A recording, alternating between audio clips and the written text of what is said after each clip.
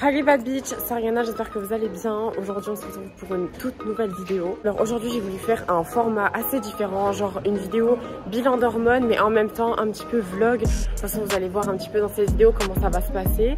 Bref, donc là je suis dans la ville où il y a du coup mon endocrinologue et aujourd'hui ça fait 9 mois que je suis hormonée. Je suis trop contente et aujourd'hui je suis là pour faire un petit bilan. En fait du coup je suis hormonée sous oestrogel et j'ai vu qu'il y avait certains bienfaits entre guillemets de la progestérone et du coup c'est pour ça que je vais demander si elle peut m'en prescrire.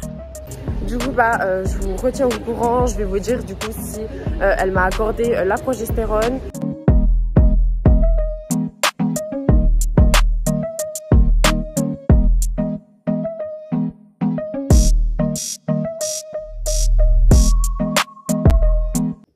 Bienvenue dans la deuxième partie du coup de la vidéo. Dans la partie précédente normalement vous m'avez vu dans une sorte de petit vlog du coup où j'étais dans la ville où se trouve mon endocrinologue. D'ailleurs mes cheveux c'est un carnage, comme vous pouvez le voir ils sont un petit peu mouillés tout ça. Mais c'est pas grave, en tout cas ils sont vraiment bien poussés. Je suis trop contente et encore là ils sont pas lisses donc imaginez si je les lisse quoi. Aujourd'hui on est le 15 juin 2022 et clairement c'est passé super vite. Ça fait maintenant 9 mois que je suis hormonée. Alors j'ai été hormonée depuis le 15 septembre 2021 et en fait j'arrive pas en fait à croire que ce soit passé aussi vite et que on est déjà à 9 mois quoi. Enfin, avant d'aller plus loin dans cette vidéo, je vous invite à me rejoindre maintenant sur différents réseaux sociaux. Du coup voilà, n'hésitez vraiment pas à me rejoindre sur mon TikTok, je vous le mets juste ici. Donc xcallmeariana. Également me rejoindre du coup sur mon Instagram que je vous mets également ici. Pareil, xcallmeariana. La plupart de tous mes réseaux sociaux c'est pareil, voilà. Aujourd'hui ça fait 9 mois que je suis hormonée, mais aujourd'hui du coup j'ai été aussi à mon 3e rendez-vous chez mon endocrinologue. On a beaucoup parlé, on a parlé des cours, on a parlé de ce que je souhaitais faire plus tard. Alors certes c'est pas son but mais elle est vraiment très humaine et elle est pas là juste pour caser son rendez-vous et c'est tout. C'est ça que j'apprécie vraiment chez elle. Donc on a parlé de tout ça. Et également du coup de comment ça se passait avec les hormones, si j'assimilais bien le traitement. Forcément je lui ai dit que oui, le traitement il était nickel pour moi, je l'assimilais bien, j'avais juste quelques effets secondaires. Bref, donc il faut savoir que moi j'ai des effets secondaires avec mon bloqueur de testostérone. Rien de bien méchant, je vous en ai parlé en story Instagram, c'est pour ça que je vous précise que c'est très important de venir me suivre. Mais en fait moi je suis sous Decapeptyl, je vais vous montrer la boîte juste après. Et en fait le Decapeptyl, en fait le jour où je l'injecte j'ai mal au crâne. C'est pour ça que le Decapeptyl, je vous conseillerais de faire l'injection le soir avant d'aller vous coucher. Comme ça en fait vous dormez et le lendemain il n'y a pas de risque que vous avez mal à la tête ou autre. Après si vous êtes sous Decapeptyl et que vous avez quelconque problème, franchement n'hésitez vraiment pas à aller consulter franchement, parce que c'est qu'il y a un autre souci derrière. Si vous avez trop de problèmes liés au Decapeptyl, c'est juste qu'il vous convient pas. Mais en tout cas pour moi voilà, c'est des tout petits effets secondaires entre guillemets. Donc moi je suis sous Decapeptyl. Forcément vous allez voir la boîte à l'envers. J'étais sous Decapeptyl depuis le 14 février 2022. C'était une injection tous les 28 jours et c'était en 3 mg. Mon endocrinologue m'avait promis entre guillemets, enfin plutôt conseillé qu'on passerait au Decapeptyl 11,25 mg et du coup à faire tous les 3 mois quand on se reverrait. Elle n'a pas menti et aujourd'hui du coup je suis j'ai obtenu du coup la boîte du coup des 3 mois avec les 11,5 mg. Alors mon taux de testostérone est vraiment nickel, il a vraiment énormément redescendu et mon taux du coup d'hormones, donc d'œstrogène, il est pareil nickel, il est assez haut, il est augmenté super vite et il a bien augmenté quoi. Et elle m'a même dit mais vous n'avez pas eu de soucis liés à ça, de la déprime, tout ça, parce que à la vitesse en fait où c'est augmenté tout ça, franchement ça ne m'étonnerait pas que vous soyez senti mal. Pas toujours plus. Il est 21 h, toujours plus. Et en effet, c'est vrai que je suis tombée en dépression, ça je lui avais raconté. Au niveau des œstros, du coup ça change pas. Bon, mon taux est très bien, comme je vous l'ai dit, mais toujours la même chose. Alors moi par mois j'ai 2 bouteilles et je suis à 4 pompes. Alors elle m'a pas changé le nombre de pompes, mais elle m'a dit que 4 ça faisait quand même beaucoup, sachant que mon taux avait énormément augmenté. Voilà, mais elle m'a pas dit de baisser et dans tous les cas je pense pas que je l'aurais fait parce que je me sens très bien avec 4 pompes et je remarque quand même beaucoup de changements sur mon corps grâce aux 4 pompes. Donc c'est pour ça que je vais rester dans ce taux là. Je suis vraiment posée en mode chill, je kiffe trop, vraiment moi l'été c'est un truc de malade, hein. Oh, j'adore. Voilà, au niveau des hormones, moi je suis sous œstrodose, donc c'est on va dire les basiques avec le capuchon vert, bleu, je sais pas. Je crois que je suis daltonienne parce que je les vois bleu et vert, je sais pas. On a 4 pompes par jour, j'en mets 2 le matin et 2 le soir. Moi je préfère, comme ça le matin on se réveille, le corps a le temps d'assimiler les hormones tout le reste de la journée. Et après votre douche, vous en mettez le soir, comme ça vous dormez, vous êtes tranquille. Alors il faut savoir aussi que je lui ai parlé, donc en fait je m'étais renseignée avant sur la progestérone. Alors il faut savoir que la progestérone, je vais vous en parler dans tous les cas juste après là, mais ça peut avoir quelques bienfaits. Elle m'a dit que la progestérone, il y a plusieurs patientes à elle qui en avaient parlé tout ça, et qu'elle a jamais vu l'utilité du coup d'en prescrire.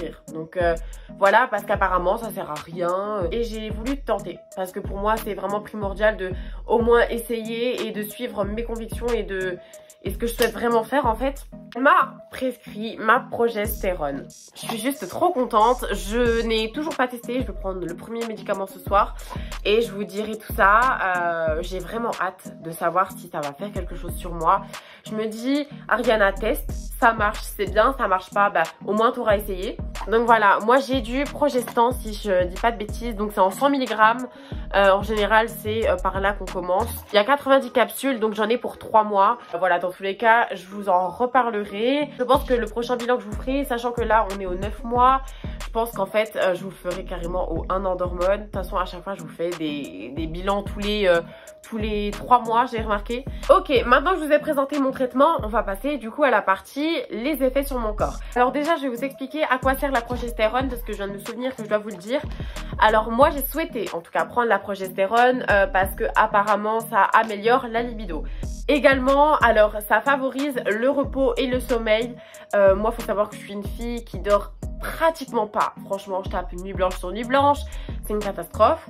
Donc j'espère que ça va fonctionner encore une fois. Ça arrondit plus la poitrine à la place qu'il soit encore un peu de poids, vous voyez ce que je veux dire?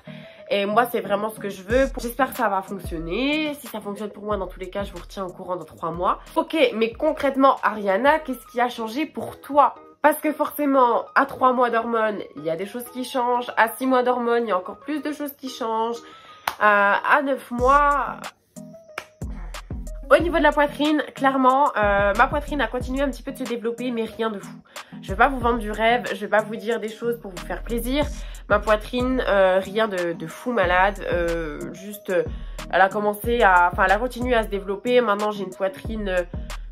pas trop généreuse parce qu'en fait j'ai eu beaucoup de soucis de nutrition. Alors en fait j'ai perdu 7 kilos dû du coup à ma dépression. Je pense que du coup si j'aurais pas perdu ces kilos là, et j'aurais eu une poitrine beaucoup plus visible, beaucoup plus remplie, beaucoup plus généreuse. Il y a aussi des fois où j'oubliais de prendre mes hormones donc il y avait beaucoup de jours où j'oubliais de les prendre, donc c'est pour ça que ma poitrine aussi, elle a pas suivi forcément. Au niveau du visage, mais seigneur que je suis contente. Mon nez, alors je suis toujours très dysphorique de mon nez, franchement ça je peux pas me le voir, mais je trouve que globalement à ce niveau-là, il s'est un petit peu affiné. Mes cheveux, alors là ils sont pas du tout lisses. Mais franchement ils ont énormément poussé. Dans tous les cas vous pourrez aller voir dans mes anciennes vidéos. Au niveau de mon menton, alors franchement il s'est vachement féminisé. Il est toujours assez masculin selon moi parce que j'arrive à voir l'ancienne personne que j'étais. J'arrive à voir Dead Name. Et je veux plus du tout voir cette personne là. C'est pour ça que je vais avoir recours à des chirurgies. Mais franchement en globalité je trouve que c'est incroyable à quel point mon visage s'est féminisé. Je trouve beaucoup plus joli. Mes pommettes, alors ça je vous en ai parlé dès le départ. Mes pommettes c'était vraiment quelque chose qui était apparu lors du premier mois des hormones. Mes pommettes se sont super développées dès le début. Et là on continue, regardez-moi ça. Cette forme de pommette super développée. Franchement je kiffe. Mes épaules sont super fines, sont super féminines. Là, mes bras, il n'y a plus de musculature, tout ça. Du coup je suis trop contente parce que mon corps me complexe beaucoup moins. Putain on dirait vraiment un cochon qu'on va foutre dans le four, qu'on va bouffer quoi à Thanksgiving. Ah non mais attends c'est une dinde. Oui écoutez c'est la même chose, c'est un cochon transgenre quoi. Enfin bon, et bien je pense qu'on a fait le tour. Je vous ai parlé un petit peu de tout, en tout cas ce qu'il y avait changé ou stagné. Je vous ai fait un petit peu un bilan complet selon moi. On se retrouve au 1 an. On se retrouve pour un petit peu concrétiser mes hormones. Et j'espère pouvoir revenir dans cette vidéo là pour vous dire que j'aurais réussi à supporter 1 an de traitement hormonal avec toutes les galères que j'ai eues avant. Et c'est incroyable, j'ai juste trop hâte et ça me rend un peu nostalgique. Je reviens très bientôt sur YouTube, ne vous inquiétez pas, j'essaye de faire des efforts, mais forcément quand on sort d'une dépression c'est assez compliqué de se remettre un petit peu dans le bain, tout ça. D'ailleurs au passage j'ai sorti ma marque de make-up Nyktana Cosmetics, je vous mets le Instagram ici, mais également du coup mon propre Instagram ici encore une fois, ainsi que du coup mon TikTok. Merci à tous, merci pour tout l'amour que vous m'apportez, merci d'être là, d'être présent et de me donner du soutien. Je sais qu'il y a beaucoup de cons sur les réseaux sociaux, mais vous êtes vraiment une communauté incroyable et je vous remercierai jamais assez pour tout. On se retrouve bientôt pour une vidéo les femmes transgenres et l'amour. Je vous aime, je vous fais de très gros bisous, prenez soin de vous. Mouah.